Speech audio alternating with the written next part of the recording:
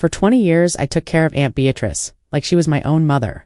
I gave up my job, my apartment, my entire social life because everyone else abandoned her, especially Miranda, her glamorous, self-absorbed niece who hadn't visited in over a decade. But the day Beatrice passed, Miranda walked into the lawyer's office in designer heels, chin high, and walked out with everything. The house, the cars, the antiques, millions in assets, that somehow a page had gone missing, or the will had been changed by accident. But no, it was deliberate. My name wasn't even mentioned. Miranda smiled at me with the smug satisfaction of someone who thinks they've already won, and all I could do was sit there frozen, humiliated, and betrayed. But what Miranda didn't realize was that Beatrice never trusted anyone. Not even her own blood. The truth wouldn't stay buried. I wasn't left out by accident. I was being tested, and the moment Miranda claimed the inheritance as her own, she triggered the one thing Beatrice never told anyone about: her final card. And once it was played, it changed everything. I never expected to become anyone's caretaker, let alone for Aunt Beatrice. She was the kind of woman most people stayed away from, sharp-tongued, impossibly particular. The type to criticize you for folding laundry without precision. Growing up, I only saw her during holidays, when she'd show up in a stiff blouse, inspect everyone's plates like a food critic, then leave after one glass of wine. But after my parents passed away in a car crash, she was the only one who offered to take me in, not because she loved me. I don't even think she liked children, but because, in her own words, someone had to do it, and I'd rather not see the family name rot in foster care. I was 16 when I moved into her old brick townhouse. It was cold, lifeless, and smelled faintly of varnished wood and mothballs. Beatrice didn't believe in central heating, said it made people lazy. So I learned early to wake up before dawn, boil water on the stove for tea, and layer up like I was preparing for an Arctic expedition just to get through the winter mornings. She didn't coddle me, didn't tuck me in or ask how my day was. But she made sure I had clean clothes, books to read, and a quiet place to think. And for someone who had just lost both parents, that's strange. Rigid stability was something I clung to, but it wasn't until much later, after I had moved out, built a modest life for myself, and started working as a librarian, that the real relationship began. It started with a phone call. "Clara," she said, her voice more strained than I'd ever heard it. "I need someone to drive me to the hospital." She didn't say what it was for. She didn't explain why she called me instead of one of her high society friends, or why she sounded like she'd already been crying. I just dropped everything, called out of work, and went. That day, I found her in a rumpled coat, hunched in a waiting room chair, gripping a plastic folder like her life depended on it. She looked smaller somehow. Not the cold woman from my childhood, but tired, frightened human. It turned out to be cancer, early stage, but enough to rattle her. I ended up staying that night, then the next, and before I knew it, I'd moved back in. That was the beginning of what would become 2 decades of care. I didn't just drive her to chemo and back. I managed her diet, kept track of her prescriptions, fought with pharmacists, cleaned out expired pills, sat beside her when the pain became unbearable, learned how to inject her medications when she couldn't keep her hands steady. I handled the estate bills, the tax documents, the stubborn leaking pipe under the kitchen sink. I cooked from scratch every day because she refused to eat plastic microwave food. I watched her struggle to button her shirts, to hold a teacup, to breathe some mornings. I was there through her relapses, her remissions, her silent tears after bad news, and her rare, unspoken gratitude when she'd hand me a cup of tea without a word. For 20 years, I was her shadow, and I never once asked for anything in return. I didn't have to. Guests. She trusted me with her keys, her passwords, her medical decisions. She never said thank you. Not really. In her own way, and while I gave up a lot to be with her, any real career advancement, any hope of marriage or children of my own, I never regretted it. I told myself, this is my family, and when the time comes, she'll take care of me the way I've taken care of her. Properties, art collections, rare jewelry, locked away in velvet-lined boxes, but I never felt entitled to it. I just thought maybe she'd leave me the house. What I didn't expect was Miranda. She was the daughter of Beatrice's sister, Sylvia, woman who had been cut off from the family years ago after some explosive argument about reputation. I barely knew Miranda. She was the kind of cousin who only showed up for Christmas brunch wearing a designer coat, said something catty about the furniture, then disappeared again before dessert. The last time I saw her was nearly 15 years ago, when she and Beatrice had a blowout argument in the front hall that ended with Miranda storming off, screaming something about Beatrice being a controlling old bat. She never visited after that. Not when Beatrice was first diagnosed. Not during any of the surgeries. Not even when we nearly lost her to pneumonia. During one particularly brutal winter, Miranda never called. Not even a birthday card. So imagine my shock, my absolute disgust, when she waltzed into Beatrice's memorial service, dressed in pristine white, tears barely dry on her cheeks. Acting like the grieving heiress of the century, she cried, the loudest, hugged the most people, talked about how devastated she was. People believed her. Why wouldn't they? She had the name, the bloodline, the glamour dot. But the moment that will forever be burned into my memory, the one that made my stomach turn, was when she walked into the lawyer's office after the reading of the will, stood behind his chair, and smiled because she already knew. She didn't look surprised when my name wasn't mentioned once. When every account, every asset, every piece of real estate was designated to my beloved niece Miranda, she didn't flinch. She didn't fake confusion. She just sat there, sipping her espresso like she'd won.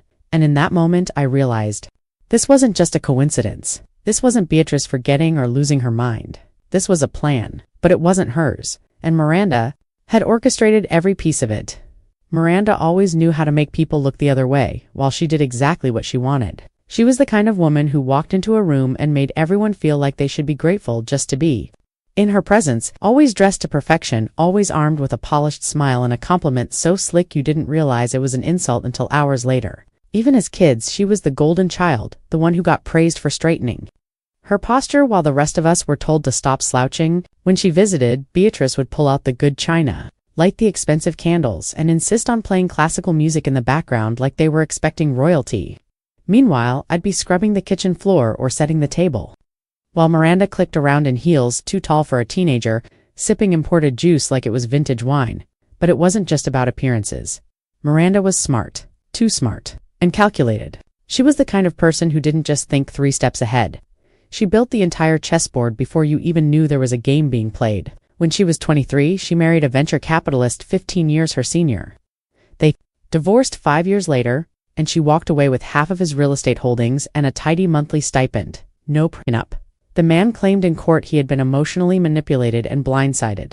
That's Miranda. She never forces anyone. She just gently rearranges their world until they believe it was their idea to begin with. She told me you'd come one day, he said quietly. She said if things went wrong, you'd be the only one who'd care enough to fight. I felt my knees weakened. Martin led me into his study, where he kept boxes of old files, some digital, some handwritten. Then, without a word, he pulled out a small safe from behind a bookshelf. Inside was a sealed envelope labeled in Beatrice's unmistakable cursive, for Clara. Only if Miranda gets greedy. Inside was a letter, a personal aching confession written weeks before her death. Beatrice explained how she had rewritten her will to include me as her primary beneficiary, how she regretted the rift with Miranda but never fully trusted her, and how she suspected Miranda might try something in the end. That's why she had created a separate amendment, drawn up in private with Martin and filed under a contingency clause, legal mechanism that only activated if Miranda attempted to claim sole ownership without notifying the family. And Miranda hadn't disclosed the new will publicly. She hadn't even notified the remaining relatives. That triggered the clause. But the best part, the card that no one expected, was a USB drive inside the envelope. A video file? Beatrice, seated upright in her reading chair, no makeup, frail but clear-eyed, looked directly into the camera. If you're watching this, she said, then Miranda tried to cut Clara out, and that means I was right. This recording, along with the amendment, is my final will. Everything I own, my assets, properties, valuables, is to go to Clara Moreno. Miranda is entitled to nothing. It was dated, time-stamped, and filmed in the presence of a notary. I stared at the screen in disbelief as her voice, gentle but steely, laid bare everything I had been screaming into the void. And suddenly, I wasn't just a forgotten caretaker anymore. I was the rightful heir, with legal proof. I brought the video and the clause to my attorney. He nearly dropped his coffee reading it. This changes everything, he whispered. This isn't just an amendment. It's a nuclear bomb. We submitted it to the court within 48 hours. What followed was silence. Miranda's camp didn't respond at first. I don't know if they thought it was fake, or if they just didn't believe Beatrice had outmaneuvered them from beyond the grave. But once the judge reviewed the file, everything shifted. Miranda's confident smirk disappeared. Her lawyer started requesting delays.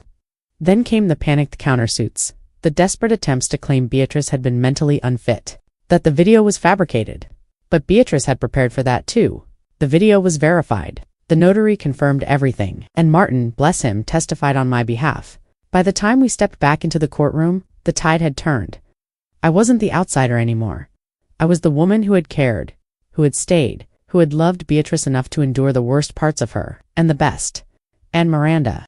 She was just the woman who showed up to Laytand, lost everything. After the courtroom bombshell, you'd think Miranda would have had the decency to disappear quietly, that she'd pack up her designer handbags, retreat to whatever luxury apartment she'd been squatting in, and accept the fact that her con had finally blown up in her face. But Miranda was never the type to back down gracefully. Not when her pride was on the line, and especially not when the cameras were still watching.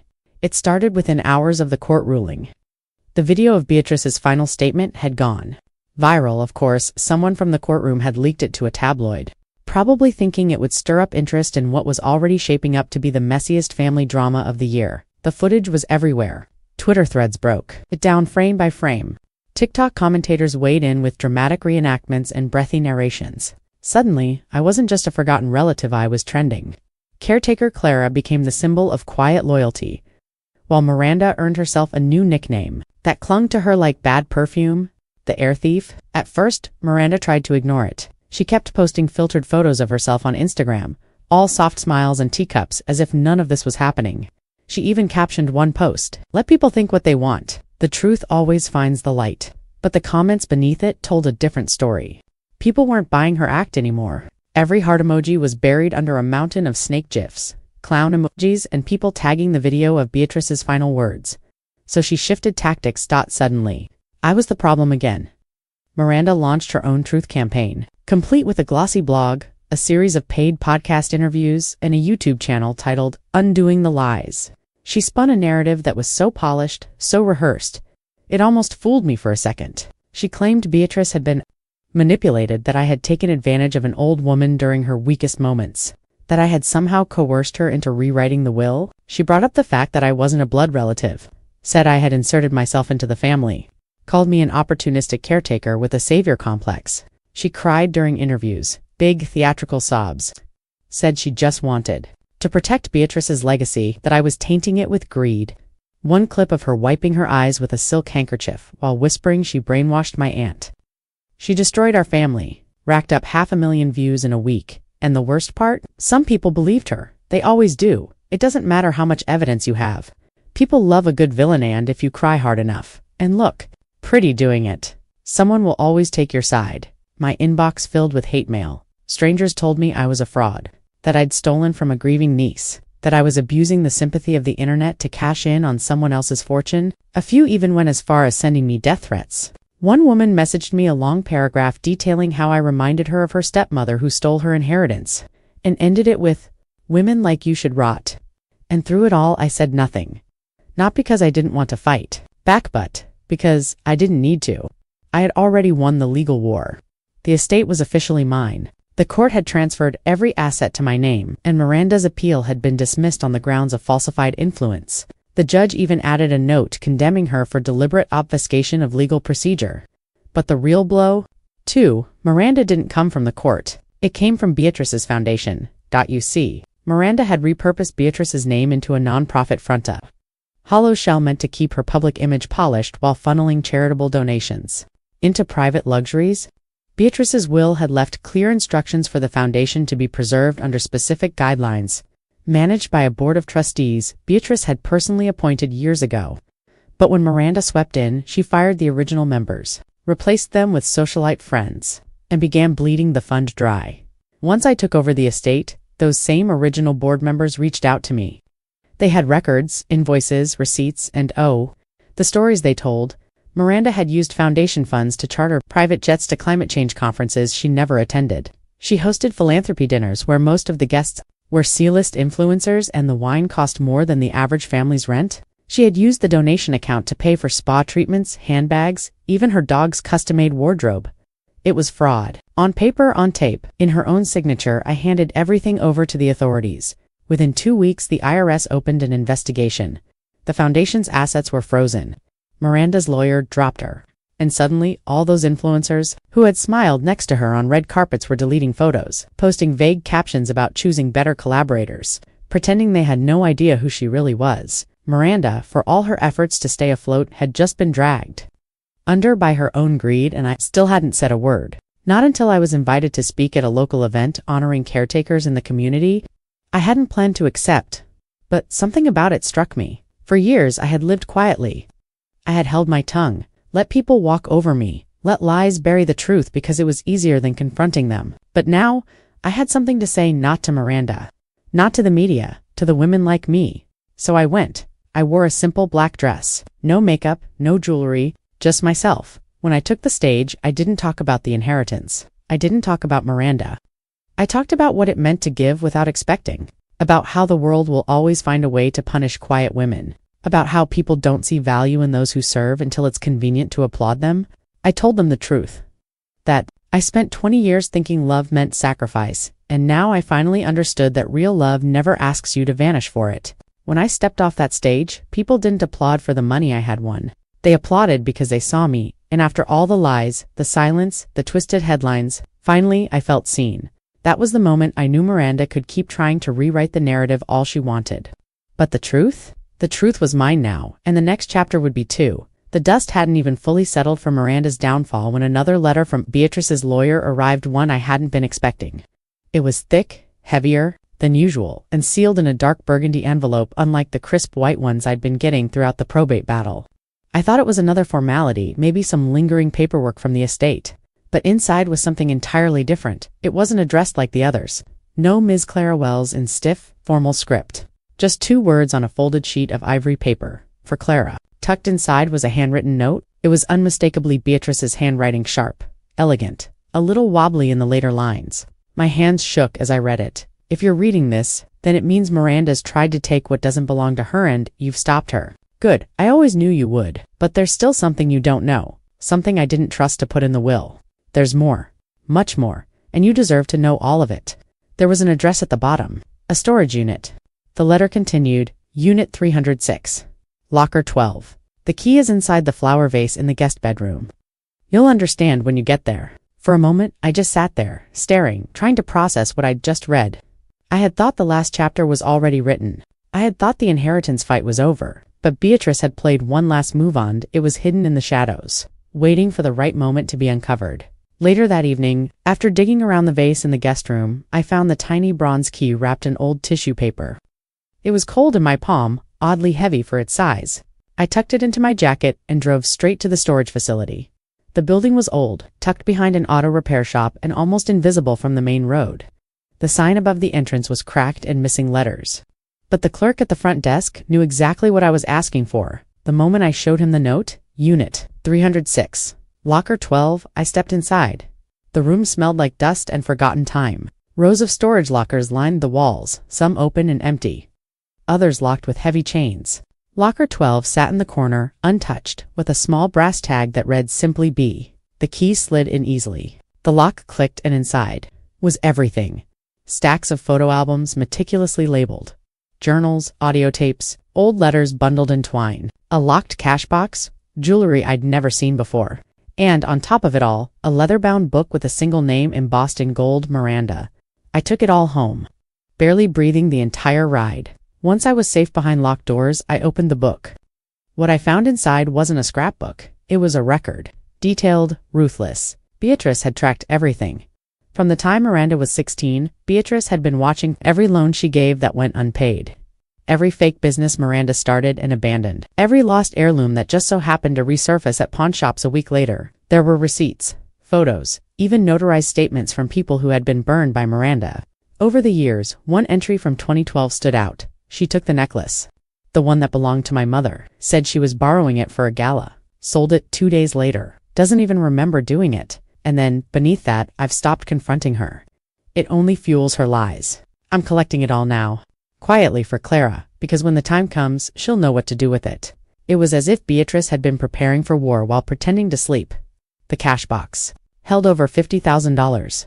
Beatrice had written a sticky note across the top. For when the vultures come. There were insurance documents, life policies, private shares I never knew she had in a local publishing firm, and tucked in one folder was something else. A sealed envelope labeled legal backup. Do not open unless necessary. I recognized the name of her attorney on the back, someone different than the one who had read the will. When I reached out to him, he responded almost immediately, inviting me to his office the next day. He had been Beatrice's original legal counsel for over 30 years. The will I'd received during probate, he explained, was just one version. It had been updated. Yes, but Beatrice, ever cautious, had kept an older, more detailed version of the will and separate instructions with him. This version was brutal in its clarity. Every item, every asset, every penny was accounted for. Miranda's name was never mentioned. But mine appeared again and again, always followed by phrases like unquestioned loyalty, trusted beyond blood, and the only one who never asked for anything. It hit me then how little I truly understood the weight of Beatrice's mind. She hadn't simply disinherited Miranda, she had built a fortress around me quietly, strategically, and she had waited until just the right moment to unveil it. That night, I sat with Beatrice's journals, flipping page after page. They weren't just records, they were confessions. She had loved Miranda once, had seen promise in her, beauty, intelligence, the potential for something extraordinary. But over time, that light faded. Entitlement took its place. Miranda didn't become evil overnight. She became lazy. She lied because it was easier, took because no one stopped her. And by the time Beatrice tried to pull her back, it was too late. The most heartbreaking entry came toward the end of the journal. I know what she thinks of me, that I'm old, that I'm forgetful, but I remember everything. Including the way Clara looked at me the day she moved in, like I mattered. I don't need blood to tell me who my family is. I know, I cried. For the years I'd spent thinking I was just a helper. For the moments I'd questioned whether Beatrice truly saw me. She had seen everything, remembered everything. She'd just kept it buried under layers of quiet resilience. And now I held all of it. Every document, every truth, every word, meant to protect her legacy from the one person who had tried to twist it. Miranda's media circus collapsed soon after. When journalists got wind of the second will, the hidden assets, the police report involving the foundation embezzlement, they started connecting the dots. Her credibility was beyond repair. Meanwhile, I didn't say a word. I didn't go on interviews. I didn't post tearful videos. I didn't need to. I just lived. I walked through the halls of the house I had earned, not inherited. I sipped tea in the garden Beatrice once tended, and sometimes I read her words out loud, not because I needed comfort, but because I wanted her to hear that I understood, that I had finally seen the full picture, and that I was exactly where I was meant to be. They say power reveals a person's true nature, but so does losing it. And if Miranda had seemed smug in victory, she was unrecognizable in defeat. The fallout from her downfall wasn't slow or quiet, it was explosive. At first, she tried to deny everything, claimed the documents were fake, that I had somehow manipulated Beatrice into changing the will, that I'd forged signatures and planted the items found in the storage locker. She even accused the lawyer Beatrice's own longtime legal conspiring with me to cut her out. But none of it stuck. The receipts, the journal entries, the backup will, even the confirmation from Beatrice's financial advisor, all airtight. Every lie Miranda tried to spin unraveled the moment it left her lips. And the media, which had once painted her as the tragic relative, cheated out of a fortune, now turned on her with double the venom. She was labeled a fraud, a thief, a social climber who'd tried to rewrite a dead woman's final wishes for her own gain. Still, she didn't go quietly. She filed a lawsuit against the estate, claiming undue influence. Said I had manipulated an elderly woman with cognitive decline. She came to court in a crisp white suit, her hair pulled into a soft braid, no jewelry, no makeup, playing the role of grieving niece to perfection. The courtroom wasn't packed, but the energy was electric.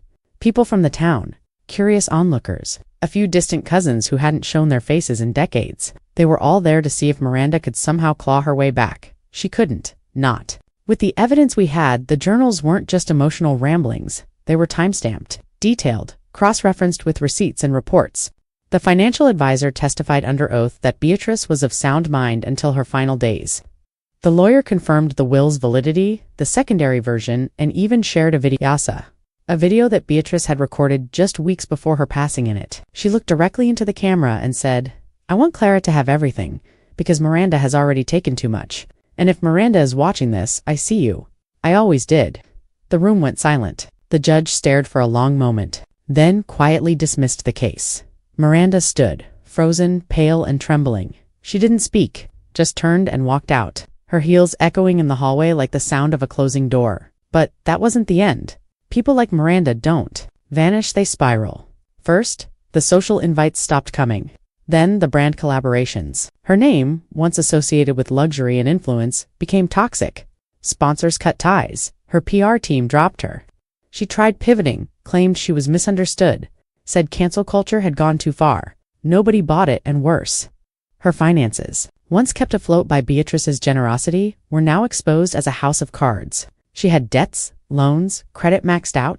The apartment she flaunted on social media had been rented on borrowed money, the car leased, the clothes mostly gifted. One day, I walked by her old building and saw her name removed from the buzzer. She'd been evicted, and just like that, the woman who'd once tried to steal my inheritance, my home, my peace, was reduced to a cautionary tale. But I didn't celebrate. I didn't gloat, because while Miranda was unraveling, I was rebuilding not just my surroundings, but myself. Beatrice's house, now mine, was massive. Too big for one person, but I didn't sell it.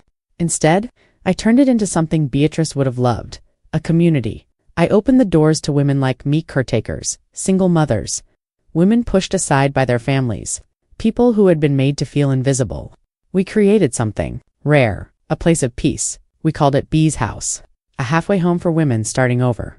Each room carried a name, each wall a story. The library remained untouched, Beatrice's collection preserved just as she left it. The garden bloomed again. And in the sunroom I placed her favorite chair, facing the sunrise. Sometimes I sat there, coffee in hand, listening to the silence, but it wasn't lonely anymore. And then, out of nowhere, he came back. Jonah, my cousin, Beatrice's godson. We hadn't spoken in years. He had drifted away like most of the family after Beatrice fell ill, but unlike Miranda, he never tried to take anything. He just disappeared. When he heard about the fallout, what Miranda had done, what I had endured, he reached out, sent a letter, handwritten like Beatrice's. I heard everything, Clara. I should have been there. I'm sorry. If you ever want to talk or scream, I'm here. We met for coffee. 1 cup turned into 4 hours. Laughter replaced awkward silence. And before long, he became part of the circle, helping at Bee's house, organizing fundraisers, fixing up the attic so we could host weekend workshops. One night, as we stood in the garden watching the stars, he said she'd be proud of you, you know? I nodded, smiling. She was always watching. He took my hand gently. She's still watching, and I think she sent me back for a reason. I didn't believe in fate before, but that moment, it felt like something had shifted. For the first time in a long time, I wasn't looking backward. I was looking forward, no longer bound by the bitterness of what was stolen or the grief of what was lost. I had everything I needed. Not money, not titles, but peace. Miranda had tried to erase me from Beatrice's story. But instead, I became the chapter that would be remembered longest, and the story wasn't over yet. The truth about legacies is this. They aren't built in courtrooms or written in wills. They're lived, shaped by the choices you make when no one's watching, and carved deeper by the people you choose to stand by, even when it's easier to walk away. And in the months that followed Miranda's collapse, I finally understood something Beatrice had always known. Not everyone deserves a second chance. And sometimes, walking away is the most loving thing you can do for yourself. The media storm died down eventually. Like all viral scandals, Miranda's downfall was replaced by the next outrage. New names, new betrayals. But in our quiet corner of the world, the ripples were still felt. There were still whispers about her in town. Still, sideways glances when her name was mentioned. Some people pitied her. Others resented her for trying to take something that wasn't hers. But me, I had stopped thinking about her completely until the day I got the letter. It arrived without warning. No return address. Just my name in tight, deliberate cursive. The paper was thick, expensive, inside 3 pages, all handwritten, and at the bottom, her name, Miranda. I almost threw it away, but something stopped me. Curiosity, maybe? Or just a need for closure. Her words were not an apology, not exactly. There was no grand confession, no dramatic admittance of guilt. Instead, it read like a diary entry from someone trying to make sense of their own collapse. She wrote about Beatrice, about the way she always felt overshadowed by me, even when she wasn't around. She said she used to watch me from afar, coming and going from the house, always with a smile, always with calm. And in her mind, I wasn't. The caregiver I was the rival. She admitted she had resented me since we were children, that she thought I had stolen Beatrice's love, even though she barely made the effort to stay in touch. She admitted the final straw was when she saw Beatrice post a photo of the 2 of us in the garden. Her caption had read, "My sunshine in these final days." Miranda had seen that, and in her words, something inside her snapped. She ended the letter with a sentence I'll never forget. "I didn't try to ruin your life, Clara. I tried to reclaim mine, but I see now that I never lost it to you. I gave it away a long time ago." I read the letter twice. Then I folded it, placed it in a drawer, and didn't speak of it again. Because while her words were honest, maybe even painful to write, they didn't change anything. She hadn't tried to reclaim her life, she had tried to steal mine, and no matter how she wrapped it in grief or self-awareness, the truth remained. Some actions can't be undone, but forgiveness doesn't always mean reconciliation. Sometimes it just means release. I forgave Miranda not for her, but for me. Because carrying her betrayal any longer would only poison the peace I had worked so hard to build. And that peace, it only grew. B's house became something bigger than I ever expected. Donations poured in, volunteers signed up. Women from across the state wrote letters asking to join our little sanctuary. We had to expand, rent a second property, then a third. It wasn't about housing anymore. It was about rebuilding women's lives. Women who had been discarded, forgotten, ignored. Women who had been told they were too old, too broken, or too late. We told them the truth. Never too late, and through it all, Jonah never left. He was there every weekend, fixing broken fences, running workshops, showing the residents how to build furniture, plant vegetables, write resumes.